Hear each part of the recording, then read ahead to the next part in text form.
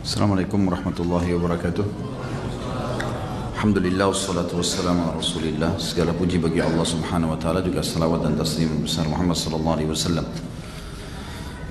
Saya akan fokus dulu ke pertanyaan yang sesuai dengan tema. Bila masih ada sisa waktu insyaallah baru kita bahas pertanyaan yang di luar tema. Pertanyaan pertama berhubungan dengan tema kita malam ini. Saya memiliki keponakan yatim. Suatu hari ibu dari keponakan saya meminta uang pada saya, tapi kebetulan saya belum bisa membantunya. Berdosakah saya? Tentu saya tidak. Kalau tidak mampu, tidak ada masalah. Tidak ada taklif. Kata Allah SWT, la yukallifullahu nafsan illa us'aha. Allah tidak akan bebankan kepada satu jiwa kecuali sesuai dengan kapasitas kemampuannya. Jadi insya Allah tidak dosa. Saya punya harta syubhat, halal atau haram, masih bimbang. Bolehkah saya sumbangkan untuk pembangunan taman bermain anak-anak umum di sebelah masjid dekat rumah saya? Boleh saja. Kalau ragu, boleh dilakukan untuk fasilitas umum. Sebagaimana uang-uang yang syubhat, uang-uang yang haram, kalau bukan miliknya orang, kalau milik orang harus dikembalikan. Tapi kalau milik umum, seperti pernah kita bahas masalah bunga bank, ya, hasil dari riba, hukumnya kembali kepada hukum asal, tidak ada pemiliknya dan itu boleh digunakan untuk fasilitas umum. Tapi kalau haknya orang ada di situ, kita tahu pemiliknya harus dikembalikan, tidak boleh. Ada orang yang sudah lama hutang pada saya, bolehkah saya ikhlaskan karena saya lupa nominalnya dan dia mungkin sudah lupa dengan hutangnya? Boleh saja, malah sangat bagus. Termasuk sunnah Nabi SAW adalah seseorang memaafkan orang yang tidak mampu membayar utang. Termasuk juga ada hadis yang menyebutkan masalah itu. Apakah para sahabat juga akan diperlihatkan catatan baik dan buruk nanti di hari kiamat? Adakah amal yang bisa menutupi catatan buruk? Semua orang akan diperlihatkan. Semua yang pernah dia lakukan akan diperlihatkan untuk dia. Dia tahu nanti. Kalau yang kita pernah lakukan buruk tidak diperlihatkan, maka yang kita lihat cuma baik, kita tidak ingat nanti apa yang kita lakukan. Padahal sebenarnya banyak sekali dalil yang menjelaskan semua orang akan melihat yang kecil dan yang besar. Sebagaimana ayat tadi yang saya bacakan. Gitu kan? Mereka akan melihat semua yang kecil dan yang besar. Kata ulama, termasuk pada saat kedipan mata dia yang pertama, yang ke-100 dan seterusnya. Semua akan diperlihatkan. Jadi memang tidak tertutup, tapi dia akan lepas dari hukuman. Iya. Lepas dari hukuman, iya. Gitu kan? Maka akan dihapuskan hukuman yang akan menimpa dia. Tapi dia akan diperlihatkan, ini kesalahan kamu yang kamu lakukan pada umur ini, lalu kamu tobat pada saat ini, dan seterusnya. Sebagaimana amal solehnya juga akan diperlihatkan. Dulu saya pernah berjanji untuk menikahi wanita karena beberapa prinsip yang berbeda. Saat ini saya tidak ingin menikahinya. Orang tua saya memerintahkan untuk tetap menikahi. Apakah saya boleh ingkar janji? Khawatir jika tetap menikahi terpaksa, akhirnya jadi terpaksa. Tentu saja Anda sampaikan ya, sampaikan. Di sini ya, saya masukkan dalam tema ini karena ada hubungan, tadi saya sempat bahas masalah tidak boleh ingkar janji. Jadi tentu saja boleh Anda batalkan pernikahan, selama belum nikah boleh, nggak masalah. Dan kita boleh memungkiri masalah itu. Maksudnya kita batalkan, ya. Sampaikan baik-baik bahwasanya saya tidak akan menikahi Anda karena pertimbangan 1, 2, 3, 4, 5 atau karena saya punya pertimbangan tersendiri yang saya tidak bisa lakukan, itu saja. Tapi jangan sampai ya, putuskan janji tanpa ada penyampaian, ini nggak boleh juga. Kecuali kata ulama dalam satu keadaan janji itu janji maksiat. Itu yang boleh dibatalkan sepihak. Kita janjian, misal seseorang janjian mau berzina, lalu dia batalkan sepihak, nggak jadi, itu nggak masalah. Tapi kalau selain maksiat tidak boleh. Seperti menikah ini adalah sunnah Nabi, ibadah, harus dia sampaikan.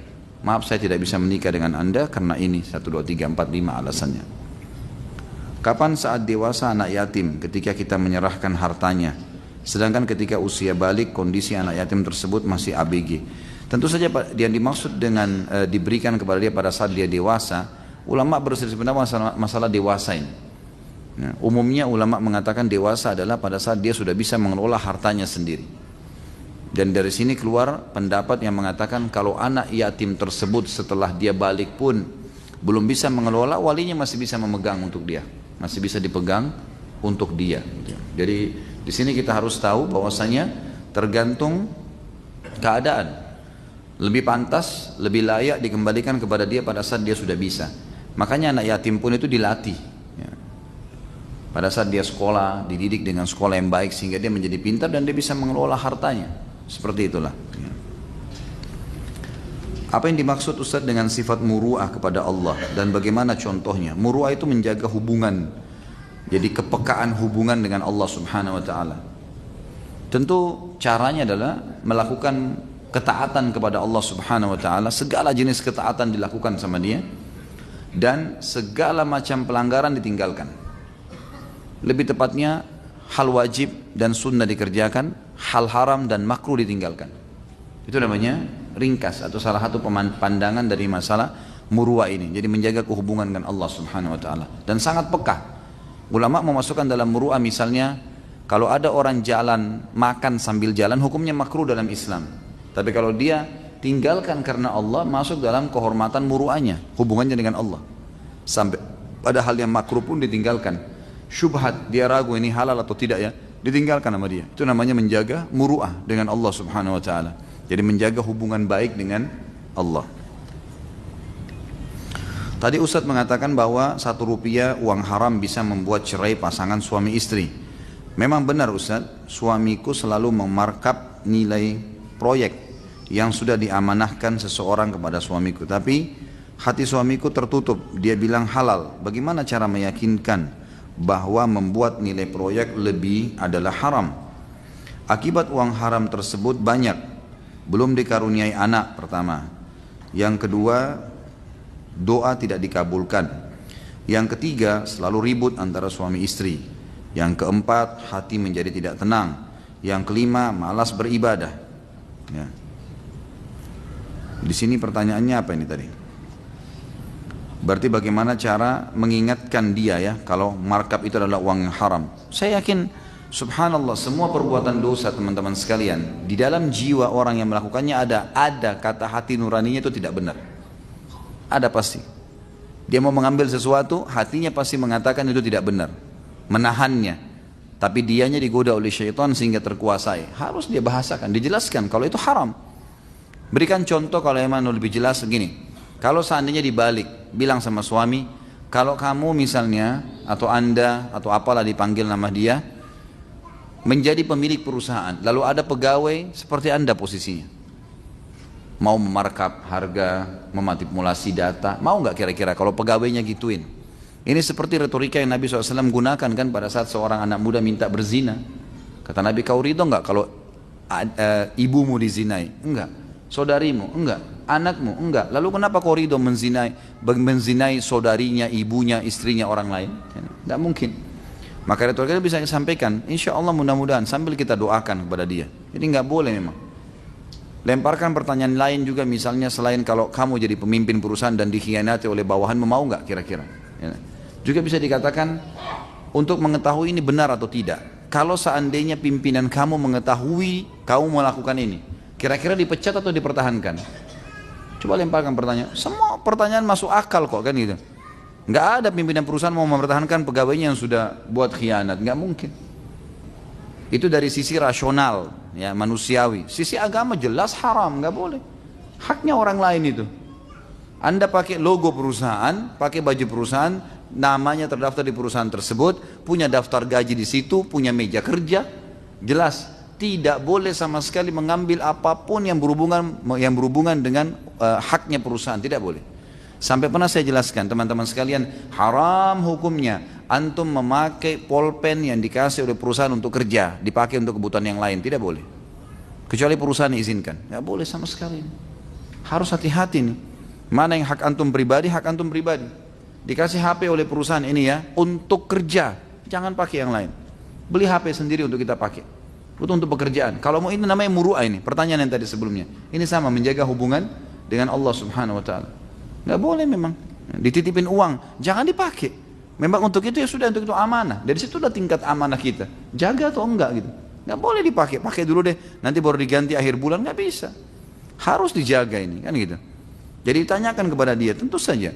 Dan ini efek-efek ini masih kecil, ini masih banyak yang lain, banyak. Bisa suami istri cerai, saya bilang bisa menjadi penyebab. Uang haram bisa menjadi penyebab ributnya suami istri, penyakit yang berat, banyak sekali masalah, banyak. Orang beli mobil karena uang haram, 1-2 hari dia bangga, seminggu dia bangga, mobilnya, orang bangga, puji dia. Lihat setelah sebulan, lihat setelah 6 bulan, masalah, pasti masalah. Nggak ada yang haram itu nggak masalah.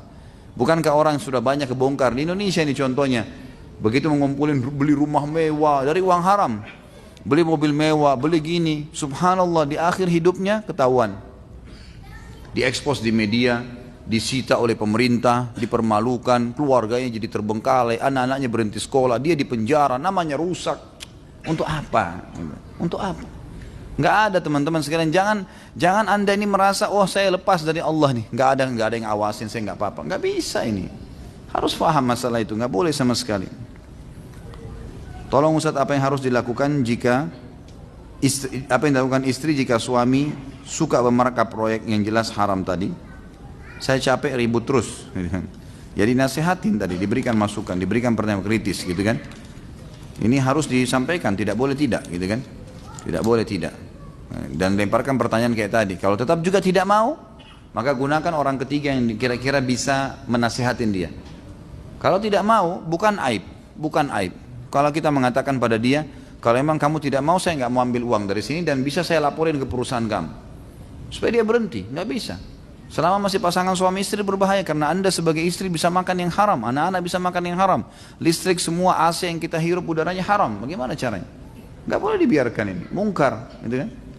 Dan diberikan peringatan-peringatan sambil didoakan, gitu kan? Ini penting untuk diketahui. Apakah Allah tidak akan menutupi aib kita di hari kiamat nanti? Tentu ditutupin aibnya. Kalau saya bilang tadi dipaparkan, bukan dipaparkan di depan umum ya. Bukan orang semua lihat. Antum, anda pribadi ngelihatnya. Kita pribadi yang melihat. Jadi maksud saya, yang saya katakan di sini kita lihat adalah kitanya melihat pribadi. Ini dosa kamu yang kamu lakukan. Kita pribadi, bukan dipaparin, diaibkan di depan orang, tidak. Tapi kita tetap akan melihat perbuatan-perbuatan salah kita, gitu. Itu yang saya maksudkan tadi. Jadi jangan salah paham, jangan pikir itu dibeberkan di depan orang-orang semuanya, enggak. Jadi kita tetap melihat dan mengetahui kalau kita pernah melakukan perbuatan ini pada saat ini, di waktu ini, supaya memang memberikan kejelasan kalau Allah itu memang maha mengetahui. Allah tahu semuanya, tidak ada yang dirahasiakan. Makanya dikatakan dalam banyak ayat, gitu kan. Bahkan Allah mengatakan, ya'lamu kha'inatal a'yun wa ma tukhfis sudur. Allah tahu apa yang dikhianati oleh mata. Ada orang bisa lihat ke arah sana, tapi sebenarnya tujuannya ke sana. Mungkin orang lain tidak tahu, gitu kan? Sering berkhianat. Misal orang naudzubillah jelalatan, dia istrinya kalau lihat atau suaminya lihat dialah ke depan. Kalau sedikit suaminya atau istrinya balik dia langsung khianat matanya. Dia takutnya hanya sama pasangannya, gitu kan? Allah bilang ya'lamu kha'inatal a'yun. Allah tahu khianatnya mata tuh. Pura-pura tidur padahal tidak. Allah tahu tuh.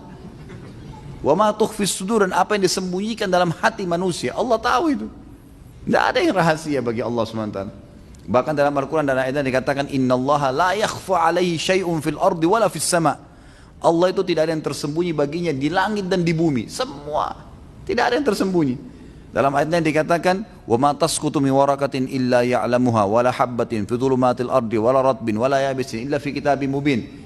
Tidak ada daun pohon yang jatuh wahai manusia, kecuali Allah tahu dari pohon mana jatuh, jatuhnya di mana, berapa kali dia tersentak, ya, udara jenis apa yang menimpa dia, semuanya ada tercatat. Allah SWT bahkan biji yang basah, biji yang kering di kedalaman ya, bumi, tetap Allah tahu, semua tercatat di Lauhil Mahfuz. Nggak ada yang tersembunyi. Itulah Allah SWT sebagai pencipta. Ya, jadi Allah Maha tahu segala-galanya. Apakah ada lebaran anak yatim? Nggak ada sama sekali. Dari mana lebaran anak yatim? Lebaran dalam Islam cuma ada Idul Adha dan Idul Fitri. Selesai. Dari mana ini karang-karang ada lebaran baru lagi? Nggak ada hubungannya ini kan gitu. Ditarik-tarik sampai dikatakan di hari Asyura dari 10 Muharram lah. Dari mana ini? Mana dalilnya? Mana dalilnya? Jangan suka ngarang-ngarang saudaraku. Agama sudah sempurna, jangan ditambah-tambah gitu kan. Begitu kita ingatkan, wah ini geras, ini wahabi, ini. Macam-macam, hanya untuk membenarkan perilakunya. Baik, silahkan, Anda tanggung jawab hari kiamat, fadl. Tetap mau ngotot lakukan, silahkan. Kita sudah ingatkan, dan ingat, peringatan Allah Azza wa Jalla datang kepada setiap manusia bisa dari lisan orang lain. Bisa dari kenyataan, kejadian di depan matanya. Jangan keras kepala, salah minta maaf, dan berhenti. Kan begitu. Agama sudah sempurna, jangan ditambah-tambah, nggak boleh. Memang nggak ada dalilnya lebaran anak yatim, dari mana nih? Nggak ada sama sekali dalil. Nggak ada hadis, nggak ada ayat yang menyebutkannya. Kita sudah jelas punya dua Idul Adha dan Idul Fitri, tidak ada yang lain, gitu kan. Hari Jumat pun dikatakan hari raya dalam sebuah istilah, tapi dia disebutkan hari yang mulia sepanjang pekan, gitu kan. Memang sudah begitu.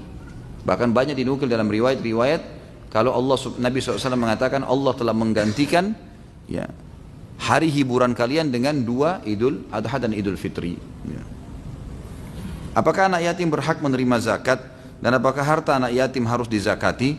Kalau anak yatim itu termasuk dalam 8 golongan, fakir, miskin, gitu kan? Beda kan ini? Saya sudah pernah jelaskan di bab zakat.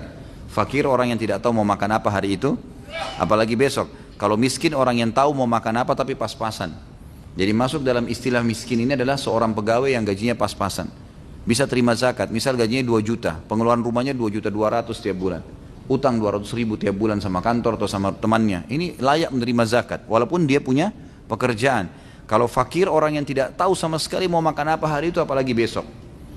Ini boleh. Kemudian kalau dia anak yatim kita lihat di sini, masuk fakir atau masuk miskin enggak? Kemudian mu'allaf, orang yang baru masuk Islam, yang bukan baru masuk Islam, orang yang masuk Islam tapi tidak dapat panduan, namanya mu'allaf. Kalau baru masuk Islam tapi sudah tahu semuanya, bahkan ada orang yang sudah hafal banyak hadis, banyak tahu macam-macam. Seperti pernah saya ceritakan ada orang syahadat di tangan saya pada saat itu di salah satu acara pengajian. Maksudnya dia syahadat, dia ucapin, kebetulan saya ada di situ lalu saya yang membantu dia. Waktu saya tanya kenapa masuk Islam, dia bilang saya sudah lama dengar ceramahnya Ustaz, ceramah saya. Sudah sering didengar, bahkan episodenya dihafal sama dia, episode sirah ada, episode Nasrani. Masuk Islam. Ini bukan mu'allaf lagi, sudah Masya Allah tahu hukum halal haram itu. Insya Allah dia kokoh di agama. Mu'allaf orang yang lemah hatinya. Walaupun sudah 2 tahun masuk Islam tapi tidak pernah ada yang pandu, ini mu'allaf namanya. Walaupun 2-3 hari masuk Islam tapi Masya Allah imannya, itu lain gitu kan. Kemudian amil zakat. Kemudian orang pembebasan budak, terlilit utang, orang terputus jalan, gitu kan. Kalau dia masuk dalam kategori-kategori orang-orang ini maka boleh. Jihad di jalan Allah. Orang yang mau pergi berjihad boleh. Tapi kalau tidak masuk dalam kategori tidak menerima zakat. Apakah harta anak yatim dizakati? Iya. Tentu saja kalau hartanya sampai pada haul dan nisab 1 tahun dan nisab mencapai 85 gram emas nilainya, maka dikeluarin zakatnya 2,5%. Yang keluarkan walinya. Yang keluarkan walinya. Jika pekerjaan anak yatim adalah orang yang ditinggal mati ayahnya sebelum balik, maka bagaimana jika anak yang belum balik lalu ditinggal cerai oleh ayahnya? Enggak, masih ada ayahnya kan? Enggak yatim itu namanya. Kalau cerai orang tuanya, ayahnya tetap wajib bertanggung jawab. Sudah tahu kan? Kalau seorang muslim cerai istrinya, ada punya anak, wajib enggak menafkahi anaknya? Wajib, enggak gugur ini. Nafkah terhadap mantan istrinya kalau sudah lewat masa iddah, itu boleh. Enggak wajib lagi dia. Kecuali si mantan istri menyusui anak, itu baru wajib diberikan nafkah karena dia menyusui anak supaya dia makan dan susu anaknya ada selama dia menyusui, kan gitu. Kalau sudah diceraikan, gitu kan. Jadi ini tetap berlaku hukumnya. Pertanyaan kemarin yang belum sempat terjawab Ustaz, ini saya taruh di sini karena memang dikatakan yang lalu ya. Pengalaman penting buat hidayah orang. Saya punya pengalaman pribadi, saya mantan seorang praktisi banker dan akan berbagi pengalaman. Bekerja di bank mungkin adalah dambaan setiap orang awam bagi bagi anak-anak fresh. Apa ini? Graduate ya. Membayangkan menggunakan dasi, pakaian rapi, gaji besar, tapi praktek di lapangannya sangat kotor. Saya akan memberikan bocoran. Ternyata di dalamnya gaji banker itu tidak seberapa. Namun yang besar adalah uang pelican. Iya, pelicin ya. Tapi pelican tulisannya. Baik, uang pelicin untuk meloloskan kredit, semua bagian di bank bermain, marketing, bagian legal, pimpinan cabang dan seterusnya. Semua markup untuk nilai agunan. Data-data rekening palsu, laporan keuangan palsu, agar kreditnya disetujui mereka meminta fee 3-5% di bawah tangan. Itulah sebabnya kenapa harga ruko, rumah, properti cepat naik dan kebanyakan dikuasai oleh orang non-muslim. Karena mereka berani memberikan suap kepada petugas kredit supaya bisa dimarkup sehingga bisa membeli properti tanpa DP atau modal. Inilah real praktek lapangan di lapangan dan di dalam bank itu sendiri, terutama bagian kredit. Saya dulu pemegang jabatan kredit di bank, bagaimana cara saya bertobat dari dosa saya, Ustaz? Ya, pertama semoga saja ya apa yang Anda sampaikan ini bermanfaat bagi kaum muslimin yang masih terlilit dengan masalah pekerjaan ini, dan memang sudah sering kita ingatkan agar meninggalkan perbuatan-perbuatan yang bisa mengundang pada dosa kepada Allah Subhanahu wa taala. Ingat teman-teman, sekuat apapun fisik Anda sekarang, ya, semuda apapun umur Anda, ya, tetap saja akan mati. Ini kalau mati ini sendirian, masuk di kuburan, sendirian dihisab hari kiamat, dan Allah sudah sampaikan kepada kita tentang adanya kematian, adanya pembangkitan, adanya hisab, adanya neraka, adab-adab siksaan yang menyakitkan. Lalu untuk apa gitu? Untuk apa? Apa yang mau dikejar gitu? Apa yang mau dikejar? Terlebih lagi mati misterius, nggak tahu kapan datang gitu. Ini kalau datang tiba-tiba kita mati tanpa harus di ruangan ICU, teman-teman sekalian. Ada orang jalan ditabrak lalat mati gitu. Oh iya, mati, bisa mati, meninggal kalau ajalnya datang. Itu cuma penyebab gitu kan. Lalu untuk apa kepada hal-hal yang haram seperti ini? Kalau cara Anda taubat, tentu saja sama, taubat nasuha. Yang pertama, tinggalkan dosa itu seketika. Lagi riba, lagi zina, lagi dusta, lagi durhaka sama orang tua, berhenti. Yang kedua, sesali. Yang ketiga, berjanji sama Allah tidak mengulanginya. Ini 3 syarat Imam Nawawi sebutkan. Yang keempat ditambah oleh sebagian ulama adalah mengisi sisa umur dengan amal saleh. Kalau ada di antara yang kita pernah lakukan perbuatan dosa, terutama berhubungan dengan hak manusia, misal mencuri, ya, tadi markup harga, membuat nota palsu dan seterusnya, maka itu harus dikembalikan. Nggak bisa enggak. Hak orang harus dikembalikan kecuali dia ridho. Kalau enggak maka dikembalikan. Kalau tidak dikembalikan maka tidak cukup. Sama Allah Subhanahu wa taala dimaafkan kalau dia taubat, tapi sama manusia tersebut ditanya dulu sama Allah hari kiamat, maafin enggak orang ini? Orang ini pasti tahu haknya dia. Maka dia bisa mengambil pahala-pahala orang tersebut. Maka tidak boleh ini, ya, tidak boleh. Harus dikembalikan haknya manusia. Teman-teman, jangan siapkan musuh yang akan memberatkan kita hari kiamat. Jangan suka ceritain orang, fitnah orang, buat macam-macam berita. Belum tabayun, belum nanya, sudah main tuduh. Belum ini, belum itu, macam-macam. Kejar keuntungan walaupun kecil. Terus menerus memarkup harga, buat nota palsu. Ini untuk apa semua ini? Untuk apa teman-teman sekalian? Cukupkan dengan air yang kita minum, cukupkan dengan makanan yang kita makan, tapi halal, enak, tentram hati itu. Dan Allah SWT berkahi. Ada orang subhanallah gaji 2 juta tiap bulan tapi berkah. Numpang di rumahnya mertuanya, ada iparnya, cukup. Ada orang 50 juta per bulan, tidak pernah cukup. Padahal cuma dia sama istrinya sama anaknya satu, tidak pernah cukup. Tidak ada berkahnya. Yang halal, harta itu yang penting halal, berkahnya. Allah berkahi kalau yang halal itu. Tentu saya sarankan seperti tadi, taubat kepada Allah Subhanahu wa taala, dan terima kasih tentunya informasinya. Mudah-mudahan ini tidak ada unsur ghibah karena tidak menyebutkan instansinya, dan ini sebuah pelajaran saja, dan ini memang sudah diketahui rahasia umum kok gitu kan. Orang semua tahu adanya permainan-permainan rekayasa data dan seterusnya, ini semua selain dosa ribanya ada lagi dosa-dosa itu. Jadi tumpuk-tumpuk semuanya.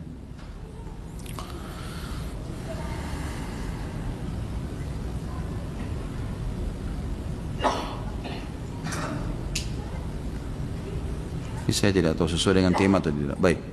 Saya salah seorang karyawan swasta yang memiliki kerja sambilan sebagai ilustrator dan komikus. Selain itu, sejak saya kuliah saya menjadi seorang pelukis wajah di Mall Panakukang Makassar. Sekarang saya mau berhenti melukis, menggambar dan menjadi seorang ilustrator karena ingin berjalan di jalan yang betul. Pertanyaan saya, apa yang saya harus lakukan dengan gambar-gambar saya yang sekarang? Baik yang masih ada pada saya, pada orang lain yang pernah memesan kepada saya, dan gambar komik saya yang telah termuat di website. Yang Anda mampu hapus, hilangkan. Yang ada sekarang dihilangkan. Saya punya kakak ipar di Surabaya. Beliau seorang, kebetulan dia nikah sama kakak saya perempuan menikah dengan laki-laki ini, kakak ipar saya, dan dia pelukis dulunya sebelum menikah. Rumah penuh dengan lukisan, dan memang luar biasa dia kalau duduk melukis itu cepat sekali dan bagus kalau jadi gitu kan. Subhanallah, duduk dengan saya ngobrol sebentar, Allah kasih hidayah, bukan dari saya, Allah kasih hidayah, tiba-tiba dia meninggalkan itu. Lalu dia tanya, kira-kira bagaimana caranya mengalihkan hobi saya ini? Saya memang hobi di sini. Lalu saya berikan masukan, Anda boleh ya, antum boleh menggambar apa saja yang tidak dilarang, seperti pemandangan, kota, ya, buah-buahan.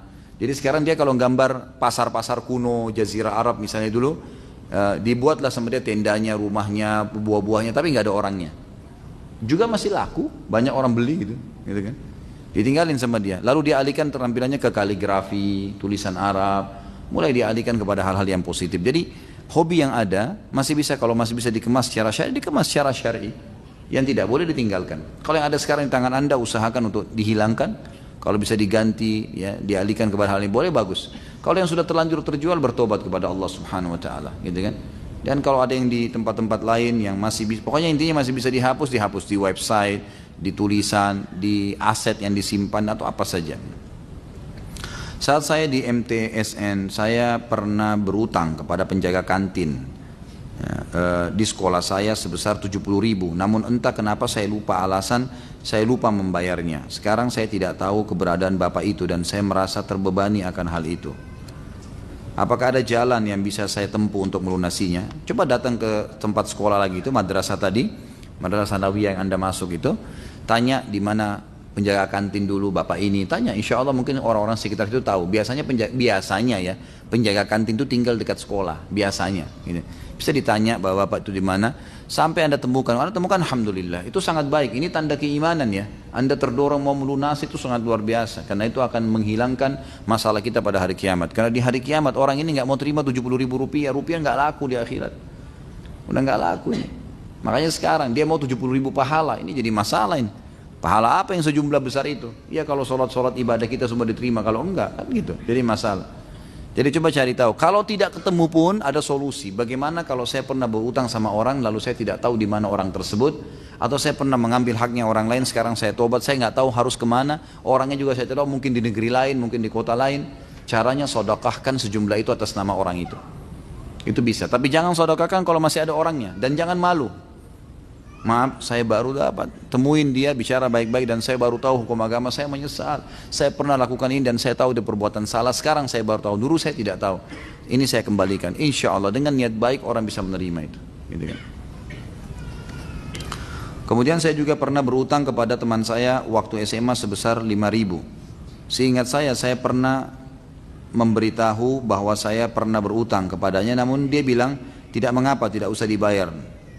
Namun itu seperti memberatkan hati saya. Kalau dia sudah mengatakan tidak bayar, tidak apa-apa.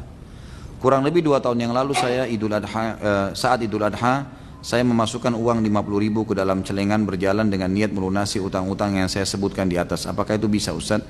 Kalau orangnya masih ada, bayar ke orangnya. Kalau orangnya sudah maafin, sudah lunas, nggak ada masalah.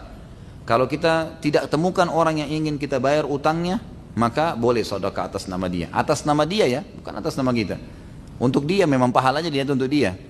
Insya Allah hari kiamat dia bisa ridho dengan itu. Gitu kan. Umur berapa harta anak yatim diberikan oleh pengelola harta? Ini sudah dikatakan tadi. Dia tidak batas umur. Yang penting dia sudah layak untuk mengelola hartanya, kasih ke dia. Gitu kan. Sudah layak mengelola, silahkan dikasih kembali. Apa hukumnya datang ke panti asuhan dengan tujuan memberikan sumbangan atau sedekah kepada mereka, lalu memohon didoakan oleh para anak-anak di panti asuhan tersebut supaya hajatnya dikabulkan oleh Allah Subhanahu wa taala? Sebenarnya ini khilaf di antara ulama tentang masalah boleh atau tidak. Bolehkah kita pada saat memberikan sedekah kepada seseorang, kita meminta sekaligus untuk didoakan, gitu kan? Pendapat ulama yang pertama mengatakan tidak boleh. Tidak boleh meminta balasan doa dengan mereka, gitu kan? Karena ini memang lillahi ta'ala, udahlah. Kita boleh berdoa sendiri. Dan kita bisa mengatakan, ya Allah, saya jadikan sedekah ini sebagai perantara kepadamu sebagai amal saleh yang mudah-mudahan engkau terima doaku. Itu boleh. Tawassul dengan amal saleh. Tapi tidak boleh minta kepada mereka. Karena ini seperti minta imbalan. Kalau mereka bilang, kami tidak mau doain, kira-kira masih mau bantu nggak? Kan gitu. Akhirnya kan berhubungan antara sedekahnya dengan permintaan dia. Padahal dalam Islam disuruh sedekah tanpa minta imbalan. Ini pendapat yang paling kuat dan Allahu alam saya sarankan berpegang pada pendapat ini. Pendapat kedua mengatakan masih boleh kita bertawassul dengan amal saleh kita kalau darurat, bukan setiap saat, bukan setiap saat. Misal memang kita lagi sakit, kemudian ada orang yang miskin, tetangga kita tahu janda, susah, misalnya kita kasih, ini ada titipan makanan dari si fulan, misalnya diantarkan ke rumahnya dan minta tolong didoain supaya sembuh penyakitnya. Ini masih dibolehkan tapi bukan sebuah rutinitas. Jadi jangan hubungkan antara sedekah kita dengan permintaan doa itu. Gitu kan? Umumnya lebih baik kita jadikan doa kayak pendapat pertama tadi. Jadi kita setelah sedekah kita mengatakan, ya Allah, saya jadikan ini penyebab saya sembuh, jadikanlah sebagai penyebab saya, itu boleh. Apakah fadilah merawat yatim sama dengan kita mengangkat anak atau adopsi dari golongan fakir? Enggak, beda. Yatim tetap yang tidak ada ayahnya, itu definisinya. Kalau dia orang susah, ada ayahnya, beda pahalanya. Beda, itu cuma membantu orang. Kalau yatim ini lain. Fadilah-fadilah yang kita sebutkan memang khusus untuk anak yang mati ayahnya. Ini kalau asal mau banyak ini, banyak sekali. Di panti asuhan itu banyak sekali, ratusan. Kalau Ramadan kesian tuh, mereka pada dikumpulin, dibuka puasain rame-rame. Saya pernah dipanggil ceramah selalu, ratusan, berbeda tempat, ratusan yang hadir. Banyak. Kalau mau ini banyak sekali. Dan saya sarankan teman-teman sekalian, saran saya Allahu alam, teman-teman cari panti asuhan terdekat, dekat rumah. Tanya aja di mana, tanya sama RT, sama RW, pasti ada, insya Allah ada. Kalau tidak ada panti asuhan, cari tempat rumah anak yatim lah. Mungkin ada tetangga kita yang tidak mampu, kemudian kita tanggung tiap bulan. Tanggung tiap bulan, misalnya berasnya berapa sih kilo, berapa, misalnya panti asuhan ini ada 200 anak, berapa kilo dibutuhkan beras? Oh 100 kilo, baik, dari saya 25 kilo, kita sumbang tiap bulan, udah, tiap bulan kita tinggal kirim beras ke sana. Jadi 1/4 dari kebutuhan mereka kita penuhi, sesuai kemampuan. Kalau kita bisa penuhi semua, alhamdulillah. Jadi rutin, gitu kan? Beda pahalanya orang yang bersedekah karena tiba-tiba ada yang minta, dengan orang yang sedekah memprogramkan sedekah itu. Memang sengaja keluar mencari orang miskin, orang susah. Ini lebih besar pahalanya. Jadi kita datang ke tempat anak yatim, masjid, yayasan. Memang setiap bulan kita rutin bantu. Gitu. Makanya beda pahalanya, karena kita sengaja keluar mencari sumber pahala itu. Apakah jumlah harta anak yatim boleh diambil, ditentukan jumlahnya, misal 1/8 seperti pengelola zakat? Nggak boleh. Nggak boleh, sesuai kebutuhan saja, beda. Kalau zakat beda, amil zakat memang bisa, karena 8 golongan penerima zakat, maka dikatakan 1/8 maksimal, gitu kan? Boleh diambil oleh amil zakat, nggak boleh lebih daripada itu, karena memang ada 8 golongan, gitu kan? Tapi ini tidak berlaku pada anak yatim, karena anak yatim ini sesuai dengan hajat saja, tidak boleh diambil lebih. Makanya tadi dikatakan illa billati hiya ahsan, kecuali dengan cara yang tepat. Jadi Allah alam, setahu saya tidak boleh. Adakah dosa yang akan diazab apabila seseorang mengambil anak yatim kemudian menelantarkannya? Kalau dia mengambil anak yatim tentu dia bertanggung jawab, gitu kan? Kalau dia menelantarkan, sini tergantung apa ini mau saya menelantarkan. Kalau dia, misal contoh, anak yatim itu yang diambil, ada pernah kejadian begitu, keluarga saya mengambil anak yatim, gitu kan? Kemudian anak itu rupanya sangat nakal, luar biasa, tidak pernah mau tinggal di rumah, ngacoin rumah itu, gitu kan? Akhirnya sampai dia lari. Waktu dia lari, udah sama keluarga saya ini udah nggak dicari lagi. Karena dasarnya memang kalau di rumah dia bikin masalah. Nah ini tidak masalah dalam agama. Memang dasarnya berbahaya malah kalau dia tinggal di rumah, gitu kan? Ini ada begini. Dan Allah alam ini juga mungkin kena faktor pendidikan ya. Kalau dari kecil diambil, memang dasarnya sudah kalau ambil anak yatim, didikan, masukkan di tahfidz Quran, masukkan di pesantren.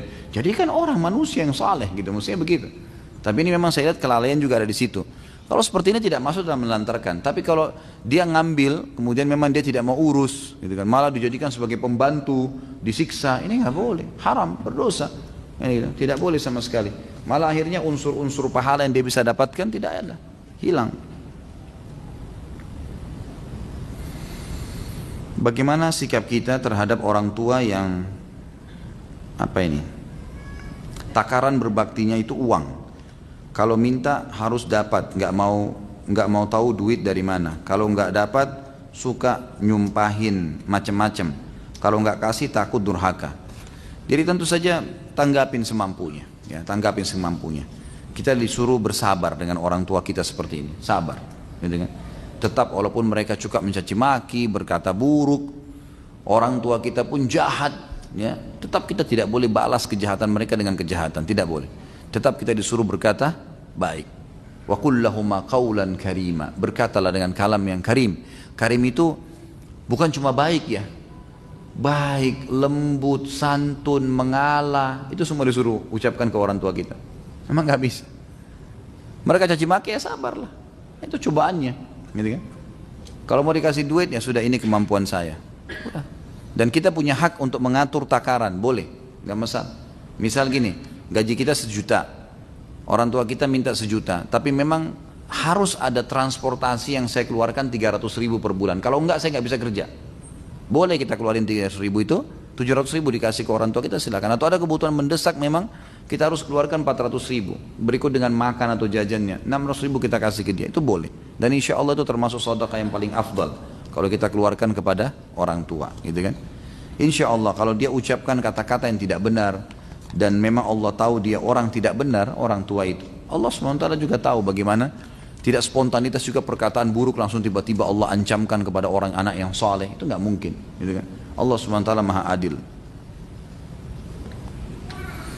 Ustaz, apa hukumnya menikahi perempuan hamil dan dia yang menghamilinya sampai punya anak 2, dia belum tahu hukumnya, tapi anak yang kedua lahir setelah ijab kabul.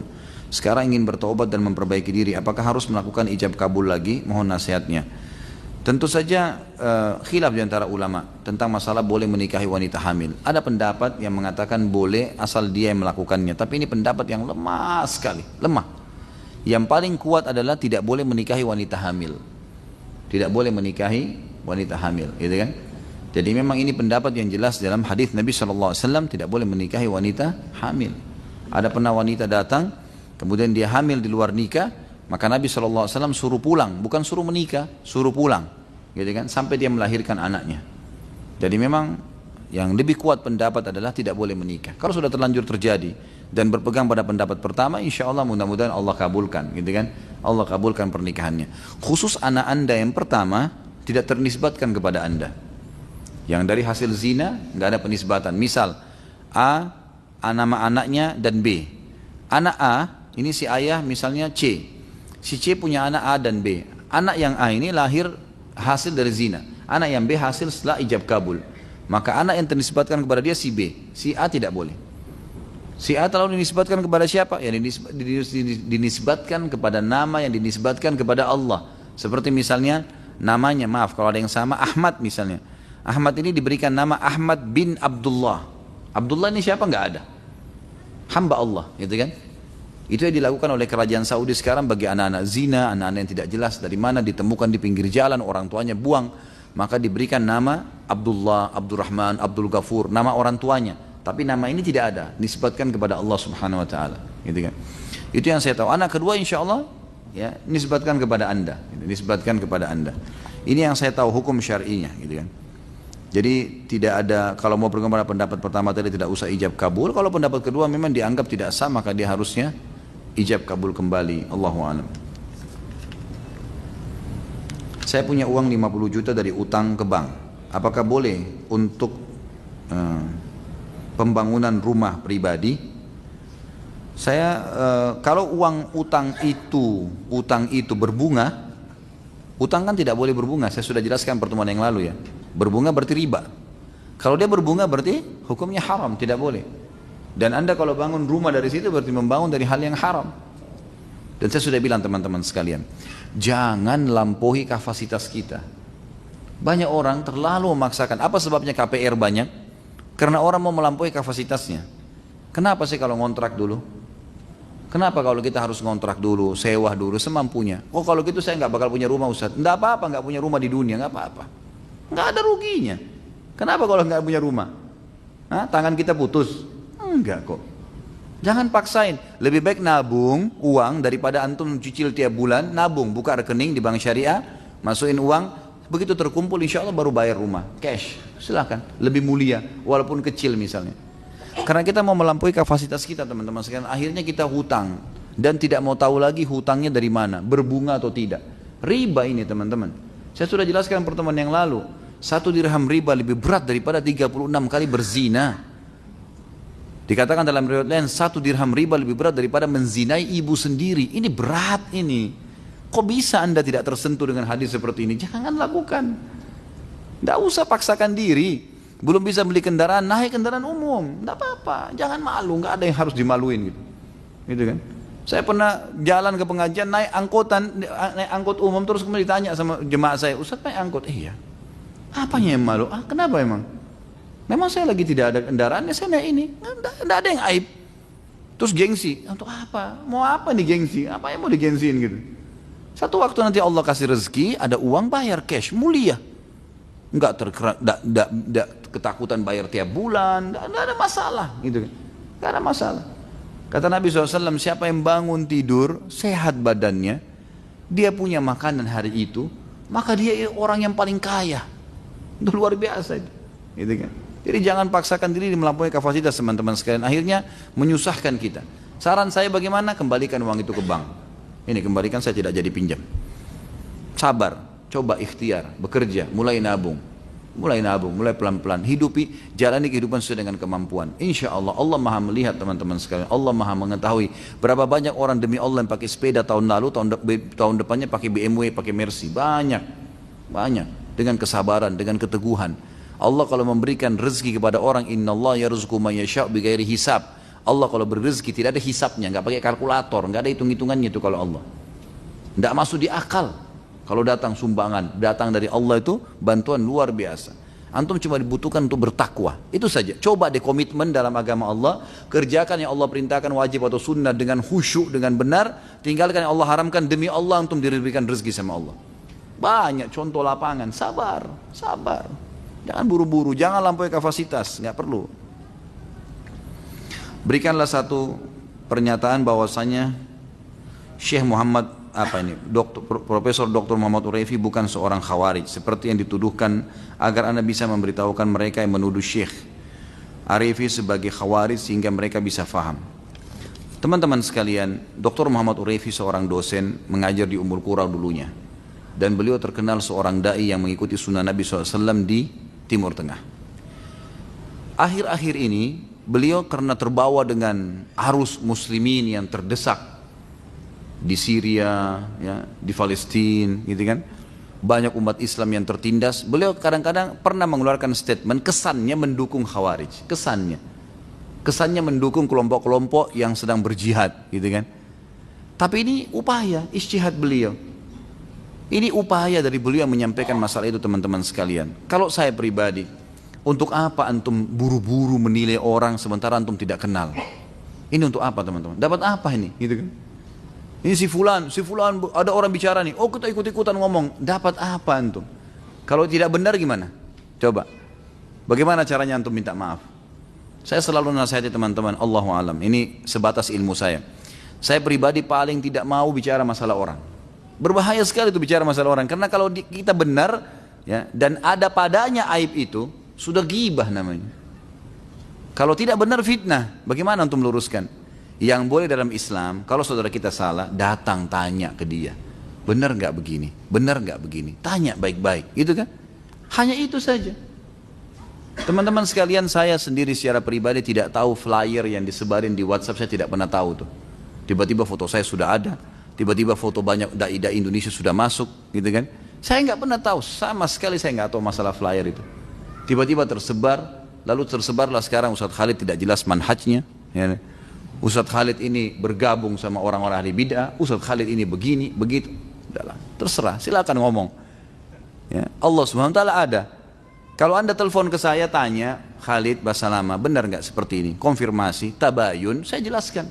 Ini enggak main panas di media sosial, main begini, macam-macam cacian. Sudahlah, silahkan, fadal, gitu. Bebas-bebas saja kok. Tapi semua ada hisabnya, teman-teman sekalian. Kita di dunia seperti masuk supermarket. Semua orang boleh ambil produk yang dia mau, tapi harus melalui kasir. Jelas. Kasir nggak bisa dilewatin, ditangkap sama satpam mencuri. Harus lewat kasir, ada hisabnya. 1 rupiah pun dihitung. Hati-hati nih. Jangan melahirkan musuh teman-teman sekalian. Untuk apa anda bermusuhan sama saya atau sama Syekh Muhammad Uraifi atau si fulan atau si fulan? Untuk apa? Apa manfaatnya? Nggak ada manfaatnya. Kalau ada sesuatu yang salah, Nabi SAW mengatakan unsur akhaka zaliman atau madluman. Tolong saudaramu muslim dalam keadaan dia zalim atau dia terzalimi. Kan begitu. Kalau kata para sahabat, ya Rasulullah, kalau dia terzalimi masuk akal. Kalau dia dizalimi, kalau dia berbuat zalim, kalau dia terzalimi masuk akal kita bantu. Terzalim, gitu kan? Terzalimi. Tapi kalau dia zalim bagaimana? Kata Nabi SAW, engkau luruskan kesalahannya. Zalim nih, jelas-jelas jahat tuh orang. Kita disuruh tolong dia, nasihatin dia. Apalagi kalau masih belum jelas masalahnya apa, gitu kan? Macam-macam tersebar, istilah-istilah tersebar. Saya sih tidak pernah mau ikutin ya. Orang mau nulis apa itu urusan mereka. Fadhal, silahkan. Saya tahu ini majelis ilmu saya sampaikan apa yang saya faham. Kalau ada yang sampaikan kepada saya konfirmasi, luruskan kesalahan saya sangat terbuka. Saya tidak pernah lihat siapa orang itu yang betul muslim, kalau ingatkan kesalahan saya sampaikan. Gitu kan? Itu saja.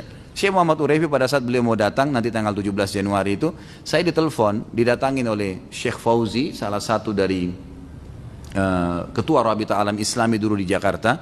Beliau punya proyek-proyek di Indonesia ini, dan proyek sosial Masya Allah yang sangat bagus. Datang minta, Ustaz Khalid Basalama bisa jadi penterjemah enggak? Kalau penterjemah insya Allah bisa. Penterjemah ilmu yang mau disampaikan tentang masalah umat Islam supaya mereka bersatu. Baik, fadhal. Berjalan waktu saya tidak pernah tahu nih, sudah bicara sama siapa, tiba-tiba minggu lalu saya temukan sudah ada flyer tersebar, dipasang foto, saya narasumber gitu kan. Macam-macam sudah. Kemudian tanggapan dari orang banyak sekali yang saya tidak tahu sudah kemana-mana bahasannya. Akhirnya ada mereka sendiri saling bantah-membantah. Terakhir ada perkataan Syekh Saleh Fauzan yang pada saat ditelepon ditanya, bagaimana sih kita bisa nggak dengar dari Syekh Muhammad Urefi? Kata beliau, dengar yang bermanfaat, tinggalkan yang tidak bermanfaat, gitu kan? Saya juga bukan orang bodoh untuk sembarangan menerima penawaran orang diminta terjemahkan. Kalau ada yang salah tentu saya ingatkan, salah ini nggak boleh Syekh. Saya juga niat memang sebenarnya mau konfirmasi kepada beliau secara langsung. Awalnya begitu, gitu kan? Tapi saya tidak pernah tahu teman-teman sekalian dari mana flyer itu tersebar, kemudian dipasang foto-foto, narasumber, bahkan teman-teman Wesal TV dipasang di situ. Saya tanya, saya konfirmasi ke dirutnya, kepada pengawas umumnya, ini dari mana kok ada nama antum dipasang di sini? Oh kami juga nggak tahu Ustaz, nggak ada yang tahu, gitu kan? Kok bisa dipasang logonya, kok bisa dipasang foto dan macam-macam sudah. Tapi ya itu buru-buru banyak orang yang tidak takut dengan urusan akhirat ini langsung menilai negatif tanpa konfirmasi. Ini berbahaya teman-teman. Untuk apa siapin musuh hari kiamat?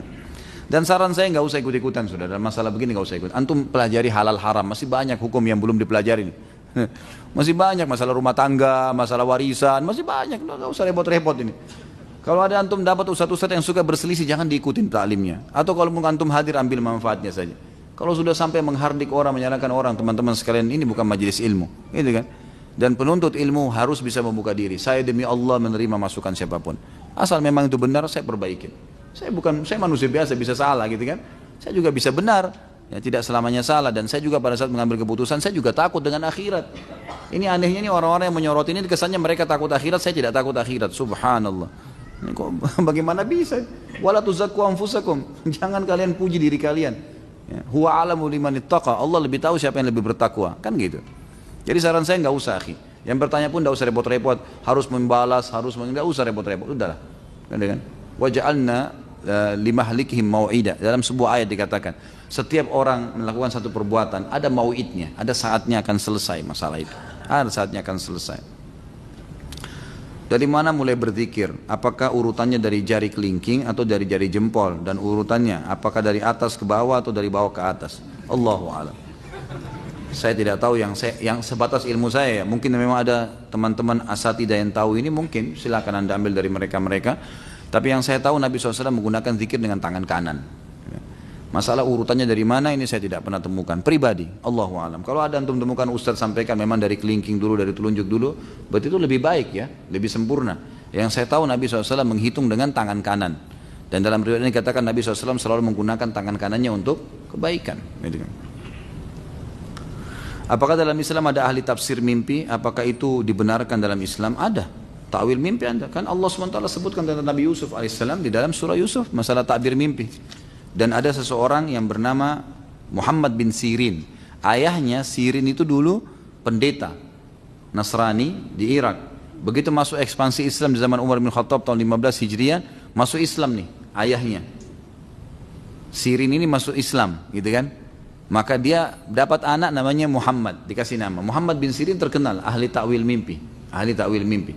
Dan ada bab khusus seperti di Sahih Sunan Nabi Daud, bab khusus takbil mimpi, ada.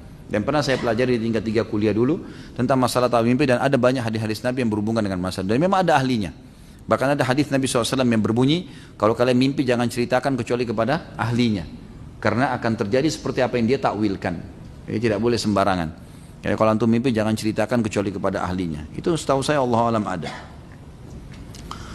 Bagaimana Ustaz hukumnya memperkerjakan anak yatim yang memang anak yatim tersebut dalam keadaan miskin, sehingga dari pekerjaannya yang dilakukan anak yatim tersebut mampu membiayai dirinya sendiri? Boleh, nggak masalah. Nggak masalah sama sekali, kita pekerjakan, dia tidak tinggal di rumah kita lalu kita kasih pekerjaan.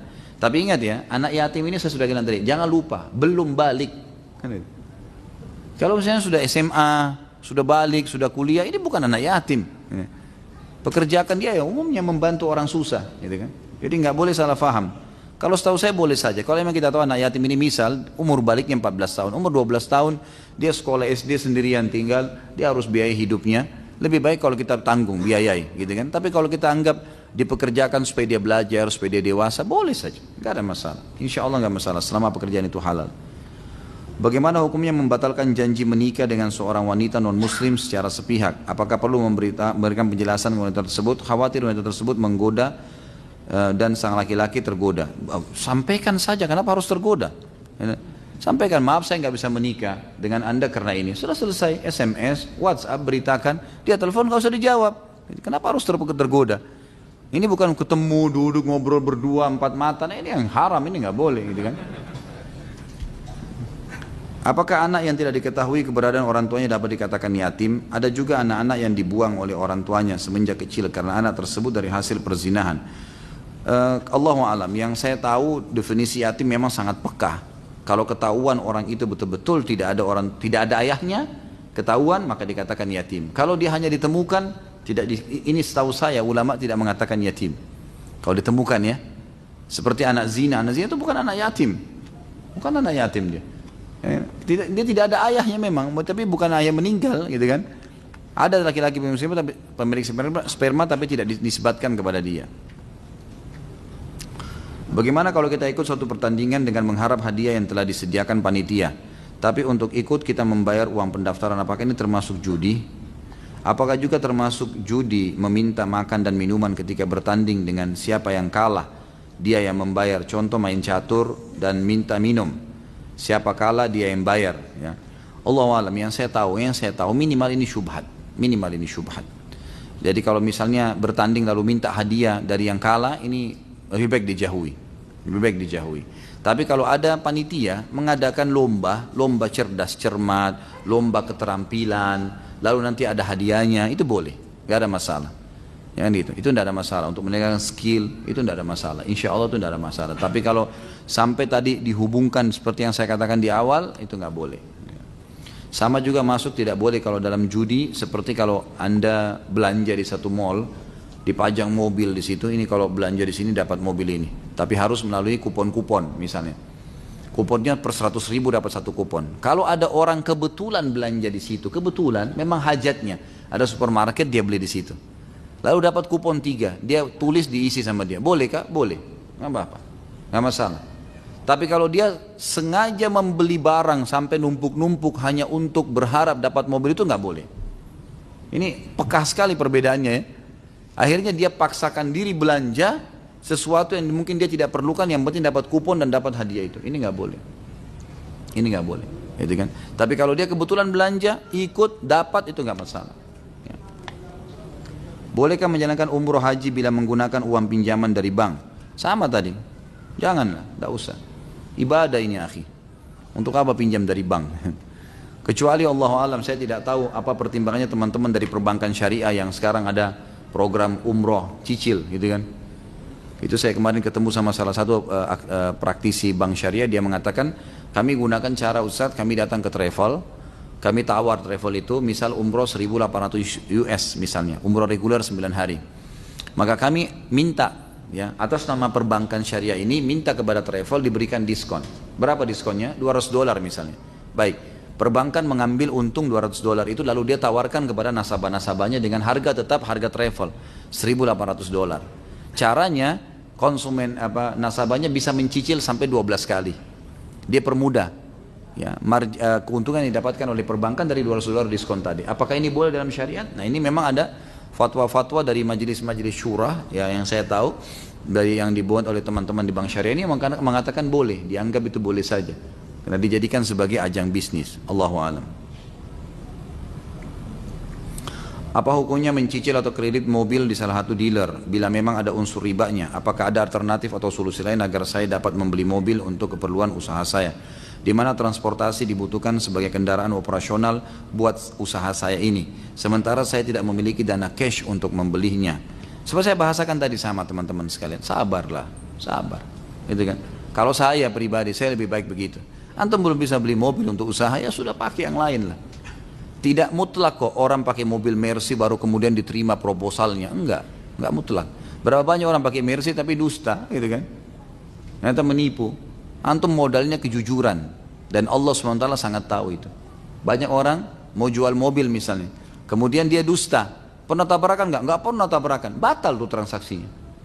Dia berpikir supaya laku. Orang itu pulang, nggak telepon-telepon lagi, sudah. Tapi kalau jujur, oh iya pernah tabrakan. Tapi saya sudah perbaikin di sebelah sini. Coba dilihat, sudah masuk di bengkel. Sampaikan apa ada yang jujur. Insya Allah laku tuh. Allah SWT yang membuat kok transaksi.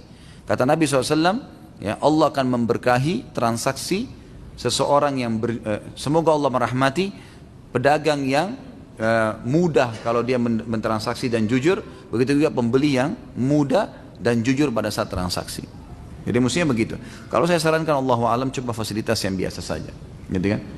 Saya sekarang pada saat mau delivery restoran, kita butuh sebenarnya mobil untuk membawa. Kalau pesan 1 ekor kambing, besar sekali piringnya, gitu kan? Teman-teman delivery yang ada sekarang di tempat saya naik motor, kalau bawa ini agak sulit. Gitu kan. Lalu mereka bilang, Ustadz bisa kita beli mobil pick up dulu. Saya bilang nggak ada dananya, belum ada dana. Gimana caranya? Mungkin cicil nggak? Kalau cicil nggak, sabar aja. Naik taksi, naik kendaraan, bayar nggak apa-apa. Sabar, insya Allah ada waktunya. Akan ada saatnya nanti. Kalau saya pribadi ya, karena ini Anda bertanya sama saya berikan solusi seperti itu. Jadi saran saya jangan buru-buru, ya jangan melampaui kapasitas, kecuali memang antum bisa dari dealer langsung. Misal gini, ada solusi lain. Misal dealer ini, mobil ini jual mobil seharga 400 juta misalnya. Baik, uang antum ada 100 juta, sisa 300 juta. Lalu antum negosiasi sama dealernya. Saya akan bayar mobil ini, saya nggak mau melalui instansi perbankan, saya nggak mau. Saya mau bayar 300 juta itu dengan cara saya bayar 10 juta tiap bulan. Bisa nggak? Bisa saja. Baik, bayarlah, cicil, gitu kan. Biasanya ada beberapa dealer-dealer itu kalau dia percaya dia akan pegang BPKB-nya, setelah setengah harga dia boleh keluarkan mobil. Tapi tidak ada bunga, tetap dengan harga itu. Ini tergantung bagaimana antum melobinya. Ini mungkin termasuk solusi ya, karena tidak ada pelanggaran syar'i di situ. Apa hukumnya mengambil keuntungan 2 kali lipat atau 3 atau 10 kali lipat dari produk yang dijual?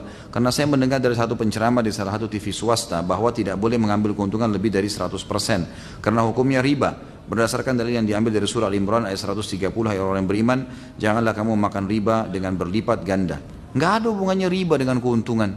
Gimana caranya memahami ini? Allah mengatakan wa ahallallahu al-bai'a wa harrama riba. Allah menghalalkan transaksi jual beli dan Allah mengharamkan riba. Beda sekali.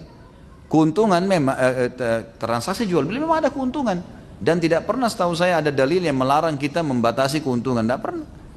Orang beli 1.000 mau jual 100.000, kalau laku silahkan. Nggak ada masalah itu. Kalau dia bilang ada patokan tidak boleh 100%, berarti berapa persen dong? Harus ada patokan. Nggak ada patokannya. Yang penting di bawah 100%, ya berarti tetap bingung nanti orang, gitu kan?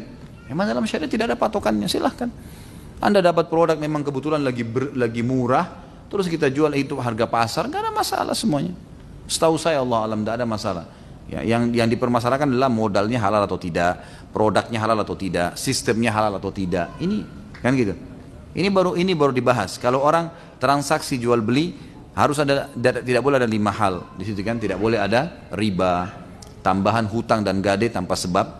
Ya, ini kemudian tidak boleh ada gharar, merugikan satu dari dua pihak. Tidak boleh ada maisir, unsur judi, mengundi nasibnya. Tidak boleh ada unsur kezaliman, gitu kan? Dan tidak boleh ada produk atau sistem yang haram. Insya Allah ini kalau dihindari, transaksinya boleh. Apabila kita mengambil produk, sementara produk tersebut masih inden dan harus diproses dalam beberapa hari, dan produk tersebut juga bukan kita yang membuatnya, kita menggunakan jasa tenaga ahli. Apa hukumnya bila kita menjualnya dengan syarat DP dibuka untuk pembuatan produk tersebut, kemudian pelunasan saat produk tersebut sudah jadi baru kita kirim produknya? Dan bagaimana hukumnya bila produk tersebut dikirim langsung dari tempat si tenaga ahli yang kita sewa tadi tanpa kita terima dulu produknya? Karena dari beberapa artikel online yang membahas masalah fikih jual beli, tidak boleh menjual produk yang belum ada di tangan kita atau produk belum bergeser dari penjual pertama. Kalau tenaga ahli itu adalah bagian daripada antum, misal ada orang buka toko tapi dia punya pabrik atau dia punya tempat pembuatan di tempat lain, ini memang orang antum, itu nggak masalah. Tapi kalau produk orang lain yang antum ambil, antum pasang foto di online, ini saya mau jual HP, ini mau HP-nya harganya sekian. Produk ini nggak ada kita punya, gitu kan? Kita akan ambil produk dari orang lain. Di sini boleh terjadi transaksi itu, setahu saya, asal memang konsumen pun tahu itu bukan produk kita. Misal merek HP yang terkenal, orang tahu ini bukan produk kita misalnya, memang produk lain, gitu kan? Lalu di order, dan kita lebih baik lagi kalau anda jujur. Di sini di toko saya, toko online ini, semuanya via order dan kami pun akan mengordernya kembali. Sabar seminggu, 3 hari akan datang produknya. Apa kelebihan saya ambil dari produk anda? Ya saya punya diskon 10%. Misal, apa adanya, jujur, sudah selesai, gitu kan? Seperti itu, Allah alam. Tapi tidak boleh kita dusta. Emang nggak boleh kita mengatakan ini produk saya, padahal bukan produk kita. Nggak boleh sama sekali. Saya pernah membawa seorang pembeli kayu gaharu dari Saudi, nah kemudian ke tempat satu orang gitu. Saya tahu orang ini, siapa orang ini? Orang ini biasa datang ke tempat saya untuk mengambil beberapa kayu gaharu yang dijual juga gitu kan. Pada saat kami tiba ke tempat orang yang ditunjukin sama dia, tiba-tiba dia mengaku sebagai pemiliknya. Rupanya dia sudah bicara sama orang yang punya tempat ini pembeli saya, kasih aja harga dasar nanti saya yang jual, ini seakan-akan barang saya. Ini nggak boleh, gimana caranya? Bukan barang dia, dusta ini. Udah biarin aja transaksi, kenapa sih kalau transparan? Maaf saya bawa pembeli, bisa nggak saya dapat hasil di sini? Oh ya kamu punya 2%, selesai kan? Nggak usah repot-repot, biarin aja negosiasi sama pembelinya, sama pemiliknya, kan aman. Untuk apa repotin diri nih? Manipulasi keadaan, nggak ada gunanya sama sekali, kan gitu. Jadi teman-teman jangan suka buat masalah yang tidak ada nih. Ini nggak ada masalah dibuat masalah. Nabi-nabi palsu di negeri luar kalau mau murtad atau kafir ya kafir sekalian, atau mau ateis ya ateis saja sekalian. Tapi kenapa di negara kita banyak muncul orang-orang yang mengaku nabi dan mengaku dapat wahyu dari Jibril, bahkan ada wanita yang mengaku nabi padahal tidak ada sejarahnya nabi itu wanita. Bagaimana seharusnya tanggapan pemerintah terhadap hal ini jika di negara muslim? Apa sebaiknya harus dipenggal saja kepala orang-orang yang dusta atas nama nabi? Tentu kalau di zaman Nabi SAW hukumnya dibunuh ini. Hukumnya dibunuh. Kalau ada yang mengaku sebagai nabi, itu dibunuh. Karena itu terjadi pada kasus Musailamah Al-Kadzab, gitu kan? Sama dengan Al-Aswadul Unsi. Pada saat mengaku sebagai nabi, di akhir hidupnya Nabi SAW, Nabi bentuk pasukan dipimpin oleh Usama bin Zaid untuk menyerang Musailamah Al-Kadzab. Suruh taubat, kalau nggak mau dipenggal, dibunuh. Emang nggak boleh gimana? Nggak boleh main-main, ini mengaku nabi, ini bukan main-main. Sementara Nabi SAW mengatakan akan muncul setelah saya 50 dajjal, semua pendusta mengaku nabi. Ketahuilah saya penutup para nabi dan rasul. Nggak bisa. Itu konsep akidah kita. Kalau dia mengaku sebagai syaitan, dia mengaku silahkan, jangan ngaku nabi. Ngaku nabi nggak boleh. Dia ngaku syaitan silahkan, kita nggak pusing, gitu kan? Sama dengan aliran-aliran sesat dalam agama Islam ini. Buat agama baru, silahkan. Syiah, buat agama Syiah. Jangan bilang Islam. Karena kalau kamu bilang Islam, mengganggu akidah kita. Sahabat dikafirin, Quran, ya nggak mungkin lah, pasti bentrok kan gitu. Buat agama Syiah, silahkan deh. Obrak-abrik sendiri, buat azan sendiri, buat Ka'bah sendiri, silahkan. Ya, jangan bawa Islam. Ahmadiyah, bilang agama Ahmadiyah, silakan. Jangan bilang Islam. Itulah yang difatwakan oleh para teman-teman kita di MUI kan. Gak boleh ini. Kalau kalian buat agama sendiri silakan, tapi jangan bawa agama Islam karena akan mengganggu kita. Gak mungkin, karena kita sudah punya konsep dasar akidah. Gak mungkin kan gitu. Bagaimana hukumnya fasilitas yang didapatkan dari kantor jika itu berbau riba? Saya dapat motor dari fasilitas, tapi kantor cicil ke bank, gitu kan? Allahu alam. Kalau saya lebih baik, amannya ditolak, lebih amannya. Kalau dia mau berikan gambaran ke kantor, misal Anda bayarkan saya, potong dari gaji saya, silahkan, gitu kan? Bayarkan saya cash 10 juta, 15 juta, saya potong dari gaji saya, silahkan. Kalau enggak, maaf, saya enggak bisa terima fasilitas ini. Bagaimana bisa, akhi? Antum jalan, sementara yang antum kendarain hasil riba. Berat itu. Pakai fasilitas umum, enak ada supirnya. Enak tuh, busway, angkot, ada supir enak, tinggal bayar, nggak perlu beli bensin, nggak urus mobil, nggak urus apa-apa, gitu kan, enak, pasti ada sedikit rezeki naik taksi. Sekarang masya Allah ada banyak, nggak usah saya sebut nama, nanti dikira promosi. Ini soalnya teman-teman banyak nonton di YouTube ini, sampai di Amerika saya dihubungin, Ustaz terima kasih dengar ceramahnya. Jadi apa saja sekarang sudah banyak kan fasilitasnya, udah pakai aman, udah lebih aman gitu. Allahu a'lam, yang saya tahu. Jadi hati-hati teman-teman sekalian. Jangan buru-buru hanya karena ingin menggunakan fasilitas akhirnya dari salah gitu. Saya ingin membuat komik dengan tujuan dakwah. Bolehkah saya melakukannya padahal dalam komik itu saya gambar makhluk hidup? Afwan keluar dari tema. Baik. Kalau saran saya nggak usah. Saran saya, Anda berdakwah dengan cara lain. Insya Allah tanpa gambar komik pun bisa. Tapi kalau antum harus lakukan, yang minimal pendapat kata ulama dibolehkan kalau tidak sempurna. Misal wajahnya tidak ada, yang itu. Jadi misalnya gambar orang sholat, memang wajahnya kosong, tapi ada garis, ada tangan, ada ini, semua itu masih dibolehkan oleh para ulama. Masuk dalam masalah pendidikan itu dibolehkan. Tapi ini pendapat ya. Kalau antum mau lebih aman akhi dan ukhti, sabda Nabi SAW berat loh. Kata Nabi SAW, asyaddun nasi adzaban yaumul qiyamah al-musawwirun. Orang yang paling berat siksaannya hari kiamat adalah pelukis tuh, penggambar. Berat hari kiamat, untuk apa? Nggak usah lah, gitu kan. Coba cari kerjaan yang lain. Dan alhamdulillah di Indonesia ini luar biasa ya, kita punya banyak tempat-tempat kursus keterampilan, banyak. Kan ya? Tinggal masuk, pengen apa? Masuk kursus 6 bulan, sudah ahli tuh.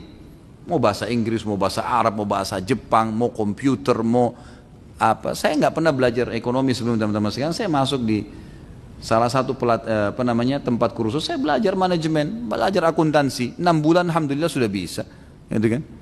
Selesai, bisa kita kuasain kok. Apa yang kita belum bisa masuk. Jadi banyak keterampilan yang bisa kita kembangin. Banyak. Dan saya sarankan supaya potensi antum tidak terbatas, kembangin dengan cara terus mengikuti keterampilan yang ada. Coba kembangin, jangan vakum. Oh saya kalau tidak kembangin ini saya tidak bisa berkembang nanti. Tidak, coba yang lain, coba baca, coba. Kata bahasa Arab mengatakan jarib ta'rif. Coba, kau akan tahu. Ini belum coba, belum apa-apa, enggak deh, enggak usah, enggak bisa. Harus belajar. Anda mau tanya, apakah membuat barang palsu termasuk dosa besar? Iya, pasti. Karena kebanyakan kami membuat merek tembak. Tolong jelaskan hadis serta Qur'annya. Masya Allah, saya lagi dites ini. Silakan siapin pulpen sama kertas kalau gitu. Jadi memang tidak boleh akhi. Manipulasi, kata Nabi SAW hadis, catat hadis riwayat Muslim. Anda tadi mau tanya, jelaskan baik. Man ghasyana falaysa minna. Siapa yang menipu bukan dari golongan kami. Menipu nggak kira-kira? Kalau tembak-tembak orang punya, mereknya orang kah, apalah, menipu. Gitu kan? Manipulasi, haram dalam agama, nggak boleh. Kata Nabi SAW tidak boleh ini, haram. Masuk dalam bab kezaliman, mengambil haknya orang lain.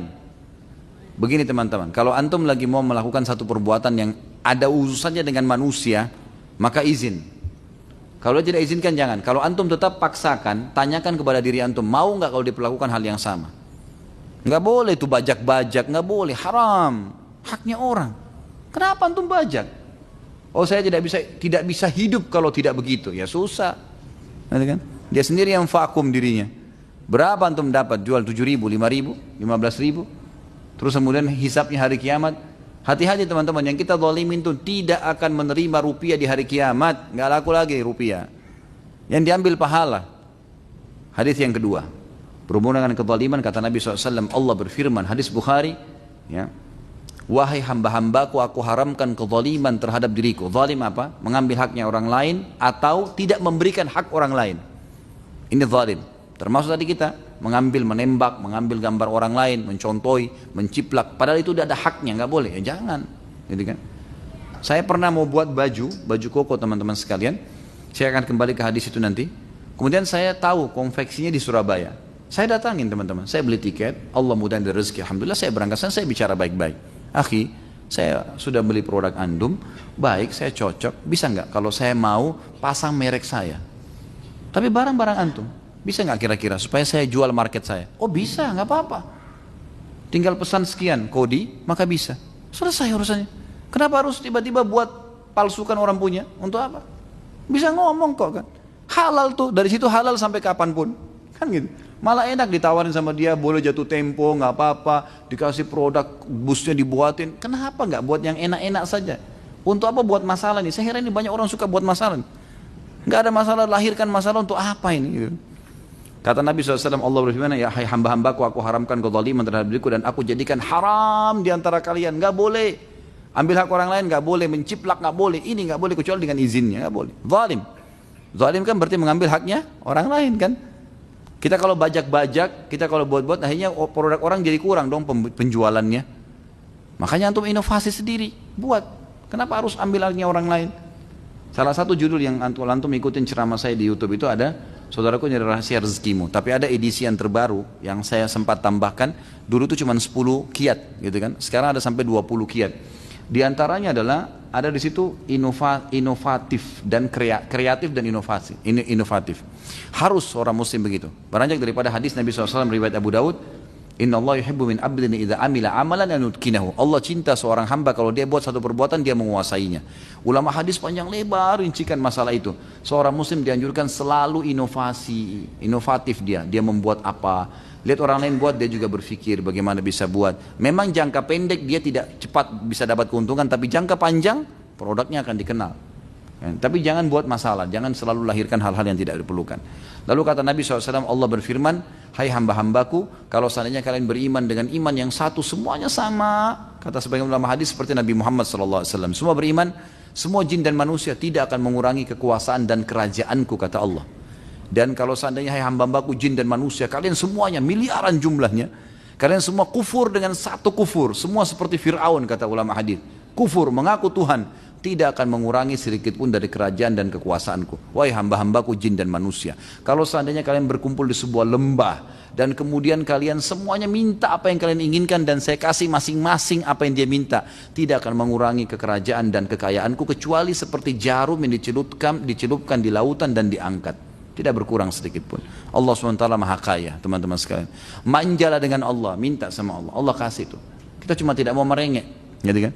Hasan Basri rahimahullah pernah melihat lewat di depan rumah ada seorang ibu lagi marah sama anaknya.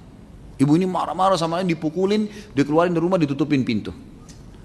Lalu anak tersebut sambil menangis, ibu maafin, ibu begini. Hasan Basri perhatikan depan rumahnya, terus anak itu nangis-nangis sampai anak itu tidur, taruh tangannya di tangga terus sambil tidur. Hasan Basri menangis. Orang-orang sebelahnya heran, kenapa anda menangis imam? Kiai, orang besar nih, ulama besar. Kenapa anda menangis? Dia bilang, kalau seandainya saya dan kalian ini di hadapan Allah seperti anak itu, pasti akan diberikan oleh Allah. Ngerengek di depan pintunya Allah. Terbukti, memang setelah itu Hasan Basri lihat dan teman-temannya lihat, ibunya membuka pintu sambil menangis, menggendong anak tersebut, dimasukkan tidur di dalam. Kalau seandainya kita seperti itu dengan Allah, manja, merengek, belum dikasih, makin manja sama Allah. Makin besar pahalanya, makin besar juga peluang yang dikasih. Cuma sayangnya kita ini selalu putus asa, buru-buru. Ini salah teman-teman sekalian. Harusnya kita faham masalah ini. Saya mengadakan arisan dari tiap bulannya disisihkan buat anak yatim. Saya ditunjuk selaku panitia mengumpulkan dana anak yatim. Dana tersebut dikumpulkan selama 1 tahun. Pertanyaannya, panitia yatim tersebut apakah sama seperti panitia kurban atau panitia zakat fitrah mendapatkan bagian? Tentu saja tidak. Ini tidak masuk di sini. Yang masuk hanya tadi pengelola yang sifatnya memang dibutuhkan, dia butuhkan. Kalau memang panitia di sini memang misal selama dia simpan uang itu, uang itu untuk keamanan misalnya diletakkan di sebuah lembaga, di sebuah tempat, dan kemudian ada biaya administrasi, itu lain. Gitu.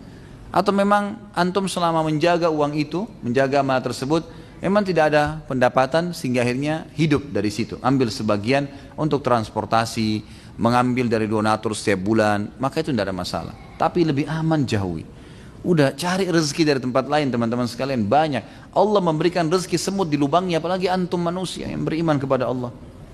Allah memberikan makan, gitu kan? Salah satu ulama tabi'in pernah duduk di pinggir sungai, habis kerja di kebunnya capek sekali. Ada sungai, kemudian dia bilang, ya Allah, mudah-mudahan engkau memberikan hasil yang maksimal dari hasil kebunku ini, capek sekali. Lewat di depannya batang pohon, di atasnya ada burung bangau, matanya buta, kakinya patah. Di atas batang pohon ngalir di atas sungai. Kata dia apa? Saya mau tahu bagaimana Allah kasih makan nih burung bangau ini. Saya mau buktikan kebesaran Allah. Buta matanya, kakinya satu patah, kemudian di atas batang pohon yang ngalir di atas sungai. Subhanallah, tiba-tiba dengan hikmah Allah diperlihatkan oleh Allah dia, karena dia tulus minta kepada Allah, dari kejauhan ada burung elang datang menyambar ikan di dekat burung bangau tersebut, mencengkram. Begitu dia mau terbang ke atas, cengkramannya lepas, ikannya jatuh pas di atas batang pohon di depannya burung bangau. Dan burung elang ini tidak ambil lagi, pergi, sudah terbang. Burung bangau cium bau ikan, tinggal turunkan kepalanya, makan, selesai. Gampangnya kalau Allah mau kasih rezeki. Ngerengek, manja sama Allah, Tuhan pencipta langit dan bumi. Kita kalau ngerengek sama orang tua saya dikasih, sama teman aja kita terus merengek bisa dibantu, apalagi dengan Allah subhanahu wa ta'ala. Jangan putus asa teman-teman sekalian. Saya sebagai pelaut sering berlayar, berminggu, bahkan pernah berbulan-bulan. Masturbasi atau onani dan melamun lagi hubungan suami istri, apa ini? Sambil menatap foto istri. Apakah ini bid'ah?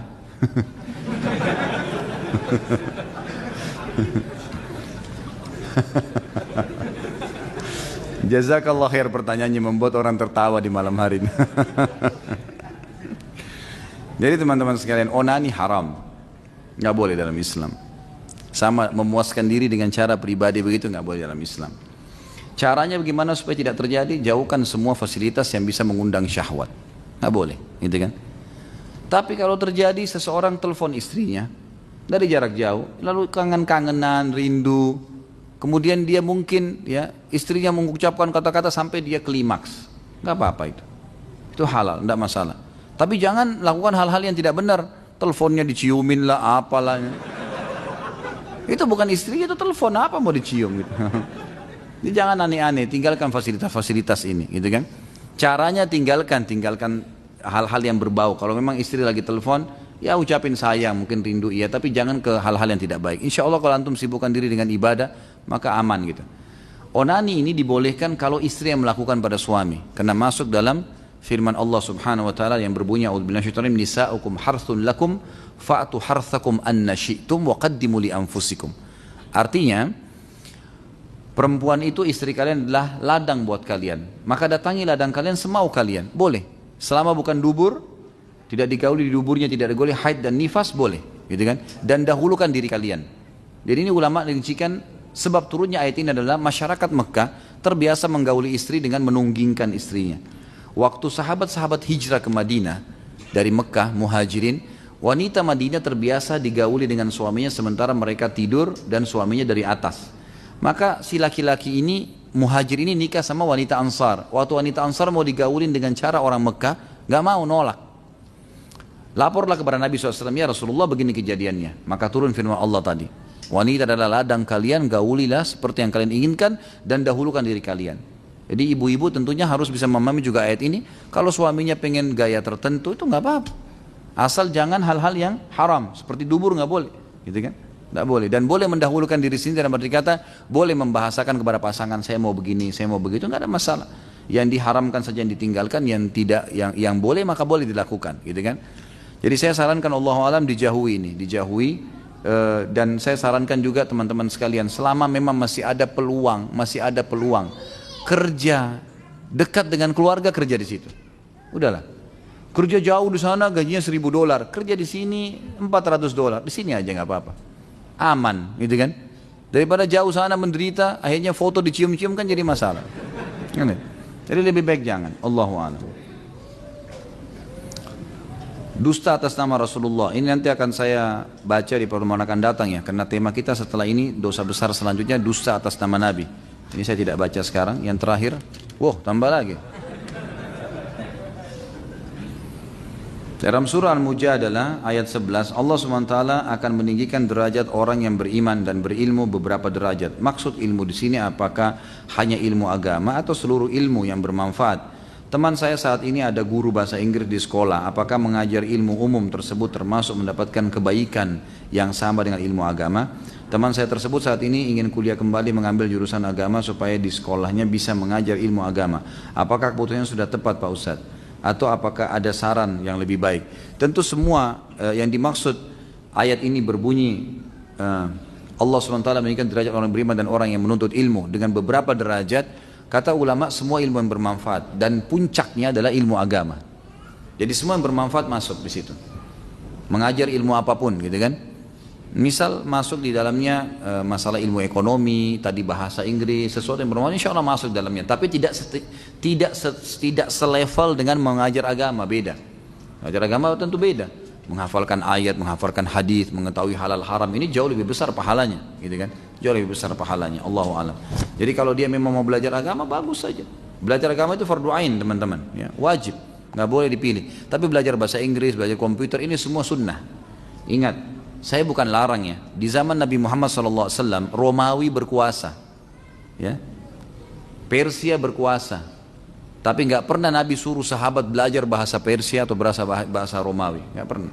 Tetap difokus belajar Al-Quran, Sunnah, belajar, dan itu yang kita sodorkan ke mereka. Mereka yang belajar, kita yang mulia. Ini dibalik sekarang faktanya, gitu kan? Sampai saya pernah sampaikan banyak pendeta-pendeta dan pastor di zaman kerajaan Khilafah Utsmaniyah dulu, mereka berkata, kami prihatin melihat anak-anak muda Nasrani di Eropa karena mereka ya setiap kali mau dianggap modern atau maju selalu bangga kalau menggunakan bahasa Arab. Bahkan kalau mau melamar, kalau dia menggunakan bahasa Arab diterima lamarannya. Dianggap sebuah ya modern, peradaban. Itu harus kita sodorkan. Kita umat Islam sekarang tidak mau sodorkan itu. Kita lebih bangga dengan penampilan orang lain, bahasa orang lain. Ini yang membuat akhirnya apalagi generasi mudanya yang meninggalkan agama ini malah tambah kacau. Ya, malah tambah kacau. Mestinya kita kembali kepada agama kita. Tapi insya Allah yang tadi boleh saja. Ya, itu termasuk insya Allah ilmu yang bermanfaat, maka bisa dapat derajat yang tinggi tapi tidak setingkat dengan ilmu agama. Bagaimana hukumnya golput di antara pemimpin yang zalim yang memimpin negara ini? Karena ada ulama yang mengatakan haram hukumnya berpartisipasi ikut dalam pemilu. Boleh ikut pemilu, kenapa nggak boleh? Boleh ikut pemilu. Kalau kita tahu memang di situ orang layak untuk dipilih, pilih, gitu kan? Kalau antum betul-betul melihat kedua pemimpin, tiga pemimpin ini zalim semua, jangan ikut. Kalau saran saya jangan ikut, gitu kan? Tapi fatwa para ulama sekarang sudah jelas. Kalau ada pemilihan pemimpin boleh ikut. Malah kalau dikhawatirkan antum tidak ikut akan membuat nanti akhirnya aliran-aliran sesat, orang-orang non muslim malah memimpin, ini malah ya tidak boleh. Sudah jelas fatwa-fatwa ulama, gitu kan? Salah satu ulama kita pernah memberikan fatwa di Irak agar tidak ikut pemilu pada saat itu. Semua yang ikut pengajian sunnah jangan ikut pemilu. Pada saat itu banyak sekali yang ikut sunnah tidak mau ikut pemilu. Yang terjadi apa? Kelompok Syiah menang. Tertindas, gitu kan? Sekarang fatwa beliau keluar lagi fatwa baru, ini nggak boleh, harus ikut pemilu. Kalau kita lihat ada maslahat atau mungkin bahkan mudarat besar bagi umat kalau kita tidak ikut. Tapi kalau antum melihat ini kandidatnya semua buruk, bahkan berbahaya bagi agama, Allahu a'lam. Allahu a'lam. Saya tahu pribadi tidak ikut-ikutan, gitu kan? Tidak ikut-ikutan. Tapi siapa yang dipilih nanti yang sesuai dengan agama kita patuhi. Karena wali amr wajib kita patuhi. Allahu a'lam. Mudah-mudahan bermanfaat insyaallah. Baik, sampai sini mudah-mudahan apa yang kita bahas hari ini diberkahi oleh Allah Subhanahu wa taala dan semoga ditambahkan dalam timbangan amal kita. Semoga semua yang sakit disembuhkan penyakitnya, semua yang terlilit utang dilunasi utangnya, semua yang belum mendapatkan hidayah dimudahkan dapat hidayah, semua yang sudah dapat hidayah dimudahkan untuk mengamalkan. Terus kita mendoakan saudara kita di Palestina, di Syria, di Yaman, di Irak, di Myanmar, dimanapun mereka berada yang sedang terlintas, Allah ikhlaskan niat mereka, Allah kokohkan telapak kaki mereka, Allah terima para syuhada mereka, serta Allah partisipasikan kita bersama mereka di pahala dalam memuliakan Islam dan memenangkan Islam dari musuh-musuhnya, baik dengan doa, dengan harta, juga dengan jiwa kita. Dan semoga Allah dengan kemahamurahannya yang saya yakin sedang melihat kita sekarang dan malaikatnya sedang juga hadir di majelis ilmu ini sebagaimana nabinya janjikan kepada kita, Nabi Muhammad SAW, agar menyatukan kita di surga firdausnya tanpa hisab, sebagaimana ia satukan kita di majelis ilmu yang mulia ini. Sebagai penutup saya ajak teman-teman untuk hadir di tablik akbar kita insyaallah hari Sabtu nanti, serial sahabat yang ke-10 Abu Ubaidah bin Jarrah di tempat ini insyaallah. Mudah-mudahan saja antum punya waktu untuk melengkapkan serial sahabat yang sudah 9 yang kita bahas sebelumnya. Dan juga saya sekali mohon maaf, pada hari Rabu yang lalu rupanya ada miskomunikasi, ada kesalahpahaman antara apa yang saya sampaikan kepada teman-teman panitia. Saya sempat sampaikan kalau saya tidak bisa hadir karena pekan lalu saya ada tablik akbar di Palu, kemudian saya ke Makassar, lalu saya ke Denpasar. Jadi memang ada 3 tempat yang saya datangin sehingga Rabu kemarin saya nggak bisa hadir. Jadi teman-teman yang sudah datang, insya Allah Allah tetap balas sesuai dengan niatnya. Sudah datang ke masjid Allah, datang ingin majelis ilmu, Allah tetap berikan pahala dan jangan putus asa dengan masalah itu. Mungkin begitu. Kalau ada benar dari Allah, kalau ada salah dari saya mohon dimaafkan. Subhanakallahumma bihamdika, asyhadu an la ilaha illallah, astaghfirullah wa atubu ilaih. Wassalamualaikum warahmatullahi wabarakatuh.